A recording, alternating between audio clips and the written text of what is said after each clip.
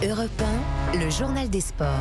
Avec Johan Tritz, bien sûr. Bonjour Johan. Bonjour Thierry, bonjour à tous. Alors on se réveille ce matin avec une grosse déception. L'équipe de France féminine battue en demi-finale de l'Euro. Oui, la marche était trop haute pour les Bleus, dominés par l'Allemagne et battus 2-1. La faute notamment à la grosse prestation de l'attaquante allemande Alexandra Popp, auteure d'un doublé hier. Gros danger avec ce nouveau centre, la tête de Popp. Oh, elle est incroyable, Alexandra Popp qui redonne l'avantage à l'Allemagne.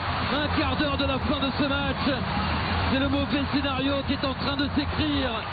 Commentaire de Canal+, pas de finale donc pour l'équipe de France. Corinne Diacre, la sélectionneuse, est bien déçue, mais c'est que ses joueuses ont tout donné. On s'est battu malgré tout, même si en première période c'était plus compliqué parce que l'Allemagne était plus costaud. Mais je trouve qu'on a bien réagi en deuxième période. Après, il nous a manqué encore ce petit brin de réussite devant le but. Voilà, même si on s'est très bien battu. Voilà, je suis très fière de mes joueuses. Est-ce que j'allais vous Elles demander, ont rien vous êtes fière ? lâché. Vous êtes satisfaite ? Ouais, très, parce qu'elles sont déçues. Et je suis déçue de les voir déçues, bien évidemment. Mais elles ont tout donné ce soir. Et ça, c'était important.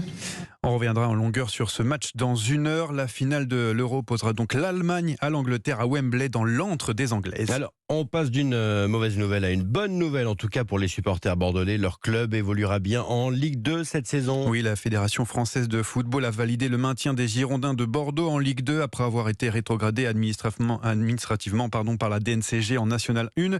Il y a quelques semaines, Gérard Lopez, le président, a gagné son long combat.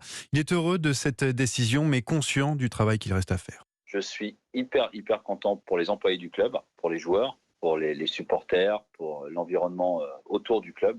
Mais après, je veux que tous on se regarde et qu'on se batte tous ensemble pour amener le club là où il doit arriver. Le fait qu'on soit sauvé aujourd'hui, ça ne veut pas dire qu'on doit se reposer maintenant, c'est tout le contraire, puisqu'on a rattrapé quelque chose qui était catastrophique quand on a repris. Et on l'a, d'un point de vue financier par exemple aujourd'hui, on est sans doute un des meilleurs clubs en France. On a une dette qui est plus basse que celle de quelques clubs en Ligue 2.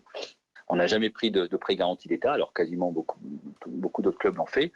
Donc on est dans une situation fortement assainie, mais elle doit servir de base. Elle ne peut pas être en elle-même l'arrivée de quelque chose. C'est le départ maintenant. Voilà, Gérard Lopez au micro de Cyril de la Morinerie. Et le départ justement de Bordeaux en Ligue 2, c'est normalement dans 2 jours, samedi face à Valenciennes. Mais un report du match a été demandé par le club pour pouvoir se préparer correctement. Oui, parce que le football reprend rapidement en France. La Ligue 2 donc samedi et la Ligue 1 la semaine d'après. Et les clubs se préparent. Plusieurs matchs amicaux avaient lieu hier pour les clubs de l'élite. Rennes a battu Nantes 1-0. Monaco a perdu face au club anglais de Southampton. Et Marseille a fait match nul 1-1 face au Betis. Johan, direction le Danemark à présent avec le retour d'un héros.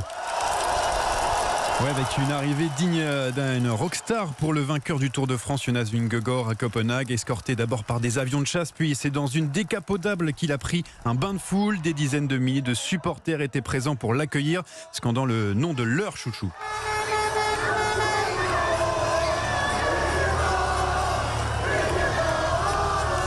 Le Danemark, donc, pays fou de vélo et de Jonas Vingegaard. Alors, on attend maintenant, bien sûr, de connaître celle qui va remporter le Tour de France féminin. Qui se termine ce dimanche. Hier, la 4e étape a été remportée par la Suissesse Marlène Rosser.